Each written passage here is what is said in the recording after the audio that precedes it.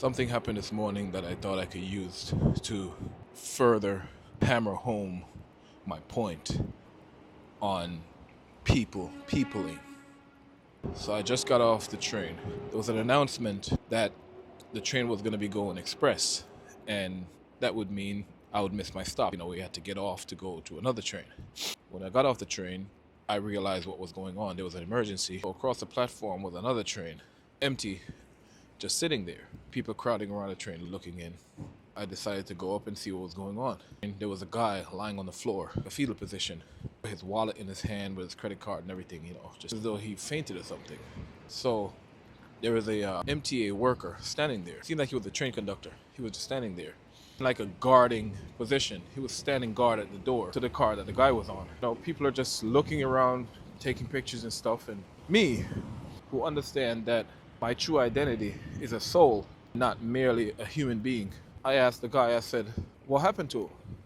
And he looked at me and he ignored me. So again, I said, what happened? Do we know what happened? Because everybody's just standing around.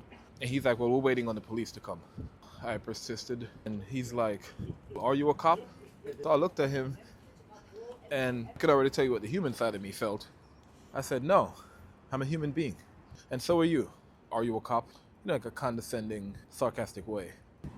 So I stepped past him because what I wanted to do was I wanted to go and, lay my hands on a guy, or at least just find out what's going on with him.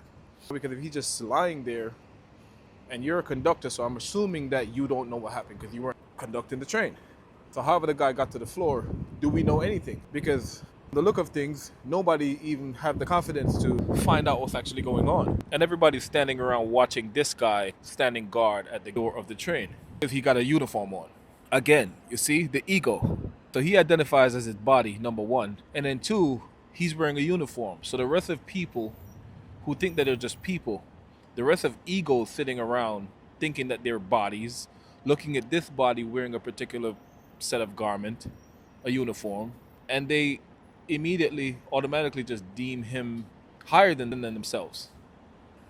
Right? Sounds familiar? Like religion? Okay. All of us have the same power inside us. I'm not going to sit around there and watch everybody watch this guy die. I just walk past him.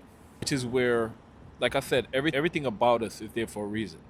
So when I say I don't identify as a human being, I also understand that I have this great big structure for a reason. You can use that, right? I chose this body for a reason. So the soul part of me had compassion for him because I saw that he didn't know any better. But then the soul also had that burning desire to do something about it. And with my structure, I'm 6'3". With that structure and my frame and my confidence, the bit of frustration and anger that I felt with the fact that he's just standing there, he felt that. And I walked past him and his badge and his uniform didn't mean anything because I said it didn't mean anything. Instead of being a mere spectator looking at him because he's standing there with the MTA clothing on. Because what's the worst that's going to happen? I'm not going to hurt the guy. I just wanted to be closer to him, at least to see if I can get his attention, just to find out what's going on. Maybe he just wants to get on his back, or maybe you don't know what's going on. You don't know if he's choking on something. Nobody knows anything. He's just sitting there waiting for a cop to come. And what's the difference between me and a cop? Other than the friggin' clothing that we're wearing. Right? The cop in his training, he works for the city, right? But that's all ego-based, right? He's a cop, a title, right? He works for the city, right? Another friggin' construct, a part of the fucking system. Who gives a shit? While we wait for the cops, because they're going to come and do their job, that's their job, right? Fine. But we are spirits first, and then we are one. But the fact that these people identify merely as their bodies, separation. This person got to go. This person looking at their watch because they got to get to their train to get to their jobs. It just the separation. There's no care for the next person. What I meant now by understanding that you're the soul in the body and be the soul in the body as opposed to a mere animal walking around with God's light trapped inside you and just eating and feeding this beast that you call yourself, your human, and just feeding this thing and just living off impulses and reacting to your five senses. Be the soul in the body, right? And souls is not all about just love and light and all that stuff. Souls feel compelled to move and take action and do things. because that's the whole purpose of coming here. Granted, they don't know that they're gods, they think that they're human beings, so I get it. So after I said that and I got on the train and I looked at the guy and you can do this too.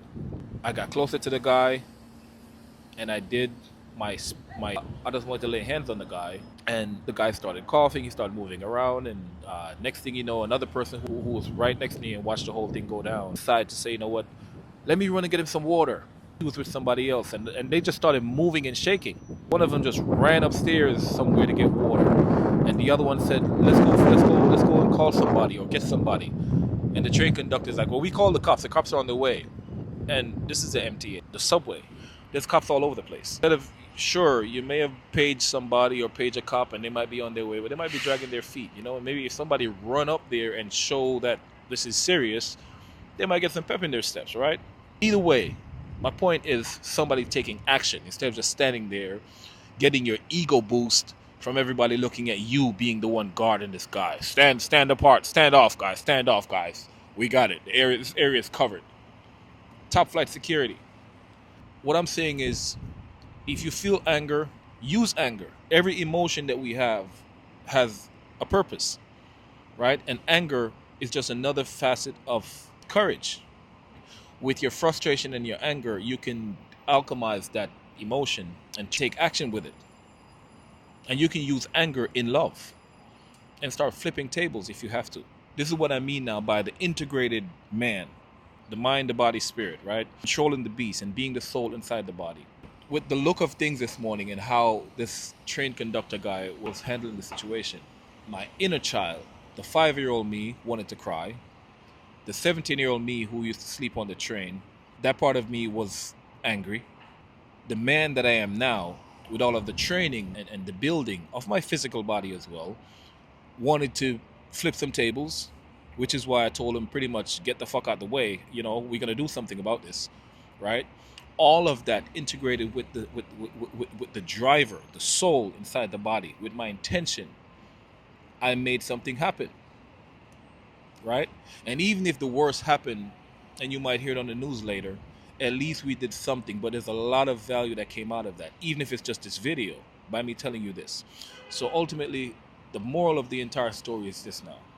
If you see something or someone in distress or anything that you see in humanity that goes against love and bliss and peace and anything that's taken away from the utopian life that we want here, do something. And if you're with a friend, if you can't physically go and touch somebody who might need your physical touch, if you're with a friend, this is even better. If you're with a friend or two, this is even better. Come together, set your intention, and just put your eyes on that person in distress. And with your intention, you don't have to do anything fancy like, picturing light shooting from your chest at the person. You can do that, that works. But it's the same concept. With your intention, just see this guy being better. Collectively, you just set your intention and see this guy being better. Instead of sitting around accepting the situation for what these authorities are telling you that it is, because you're going to create more of that. Let's sit here and do nothing and wait for the cops to come. What the cops going to do when they come? Other than come there with their uniform and their badges and their egos to also say, stand back, guys, we got it. Doing nothing. While the guy is probably suffering a stroke or whatever. Even if he's on drugs and he just fell over. Who cares? Do something.